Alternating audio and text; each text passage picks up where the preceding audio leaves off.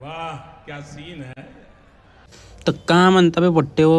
आलो ना आपला ब्लॉग घेऊन. आजच्या सकाळ सकाळी आपल्या घरी बनल्या होत्या सांबार वड्या वगैरे खाल्ल्या. मग गेलो हॉस्पिटलमध्ये. आपल्या पप्पाची तब्येत खराब होती. पप्पाला लावायची होती सलाईन, कारण पप्पाला झाला होता टायफॉईड.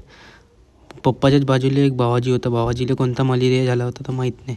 मग आम्ही गेलो सलाईन वगैरे लावून घरी. मग आम्हाला जायचं होतं कुठं, फळं आणाले. मग सोबत्याला फोन केलं, सोबती आले. सोबत्याला म्हणलं चला, म्हणलं सोबत्याचे पहा ना गाडीवरचे रोमांस. शाबाश बेटा, बहुत बढिया. मग आम्ही पोहोचलो फळांच्या दुकानामध्ये. मग आम्ही विचार करत बसलो, चिकू घ्यायचे, डाळिंब घ्यायचे, सेपो घ्यायचे का अंगूर घ्यायचे. मग आम्ही ना चूज केलं चिकू निवडले आणि घेतले. मग तेवढ्यात आला नरेश भाऊला घ्यायची होती चप्पल.